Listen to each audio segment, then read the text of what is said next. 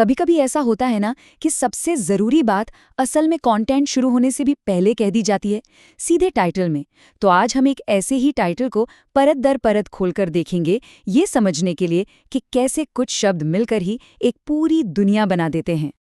तो ये है वो पूरा टाइटल। अब इसे सिर्फ शब्दों का एक कलेक्शन मत समझिए, ये तो एक पहेली जैसा है, एक ऐसा वादा जो एक पूरे अनुभव की गारंटी देता है। इसमें इमोशन भी है, मोटिवेशन भी है और आध्यात्मिकता भी, सब कुछ। तो फिर बड़ा सवाल यही उठता है कि वीडियो शुरू होने से पहले ही कौन सी कहानी बताई जा रही है। हम इस टाइटल को कैसे डिकोड कर सकते हैं, ये जानने के लिए कि ये देखने वालों से असल में क्या प्रॉमिस कर रहा है। ठीक है, तो चलिए इसमें गहराई से उतरते हैं। सबसे पहला कदम है उस कोर कहानी को समझना जो हमें परोसी जा रही है, मतलब कि इसका ह्यूमन एलिमेंट। देखिए, टाइटल का पहला हिस्सा है एक पत्नी के विश्वास की सच्ची कहानी। यहाँ सच्ची कहानी शब्द पर गौर कीजिए।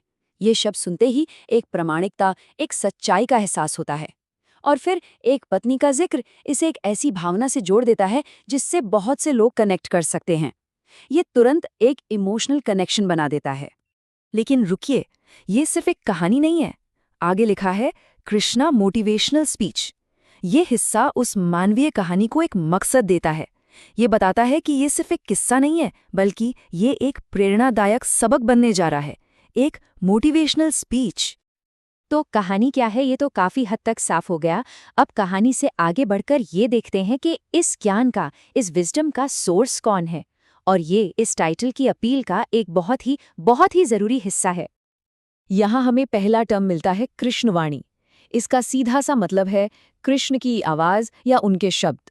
ये एक वादा है कि यहाँ सीधे ईश्वर के कहे गए शब्द सुनने को मिलेंगे, बिना किसी फिल्टर के, बिना किसी मिलावट के। ये एक बहुत ही पर्सनल और डायरेक्ट अनुभव का संकेत है। और इसके ठीक बाद आता है गीता ज्ञान, यानी गीता का ज्ञान।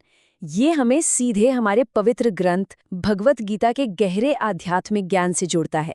मतलब एक ऐसा सोर्स जो मजबूत है, स्थापित है और जिसे सब सम्मान देते हैं। तो देखिए यहाँ हो क्या रहा है। एक तरह से अधिकार की, अथॉरिटी की दो परतें पेश की जा रही हैं। एक तरफ कृष्णवाणी है, जिसमें बोले गए शब्दों का एक सीधापन है, एक इमेजिटी है। और दूसरी तरफ गीता ज्ञान है, जिसमें एक पवित्र ग्रंथ का कालातीत यानी टाइमलेस और मौलिक ज्ञान है। ये एक शानदार कॉम्बिनेशन है ना? लेकिन मजे की बात यह है कि संदेश तो टाइटल से भी पहले शुरू हो जाता है। शुरुआत एक अभिवादन से होती है, एक ग्रीटिंग से, और वो भी अपने आप में एक पूरा संदेश है। जय श्री कृष्ण। बस ये 3 शब्द सुनने में कितने सरल लगते हैं, है ना? लेकिन इनके अंदर एक बहुत गहरा अर्थ छिपा है। ये सिर्फ एक नमस्ते या हाय से कहीं ज्यादा है। चलिए इसे थोड़ा तोड़कर समझते हैं। जय का मतलब है विजय या महिमा। श्री एक सम्मान सूचक शब्द है जो आदर और दिव्यता को दिखाता है। और कृष्ण तो केंद्रीय देवता हैं ही। तो ये सिर्फ एक हेलो नहीं है, ये एक शक्तिशाली आह्वान है, एक इन्वोकेशन जो एक सम्मानजनक माहौल बनाता है और सब सुनने वालों को एक कम्युनिटी की तरह जोड़ता है। तो अब तक हमने सारे टुकड़ों को अलग अलग देखा। अब वक्त है इन सबको एक साथ जोड़ने का और ये समझने का कि मिलकर इतना असरदार और शक्तिशाली संदेश कैसे बनाते हैं।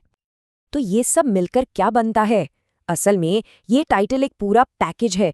इसमें सच्ची कहानी से प्रामाणिकता मिलती है, पत्नी के विश्वास से भावनात्मक जुड़ाव मिलता है, मोटिवेशनल स्पीच से प्रेरणा का वादा है, फिर कृष्णवाणी और गीता ज्ञान से डबल डिवाइन अथॉरिटी, और आखिर में जय श्री कृष्ण के अभिवादन से एक कम्युनिटी वाली फीलिंग भी है।